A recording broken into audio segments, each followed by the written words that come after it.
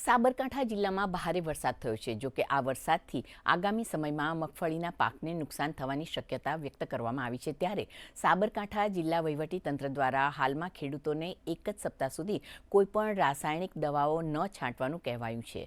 સાથોસાથ ફૂગજન્ય રોગો સામે એક સપ્તાહ બાદ યોગ્ય રાસાયણિક દવાના છંટકાવ કરવા માટે પણ ભલામણ કરાઈ છે. સાબરકાંઠા જિલ્લાની અંદર સાર્વત્રિક વરસાદ નોંધાયેલ છે. મોટાભાગના તમામ તાલુકાઓમાં વરસાદ સારો એવો પડી ગયો છે. વહીવટીતંત્ર સતર્ક છે.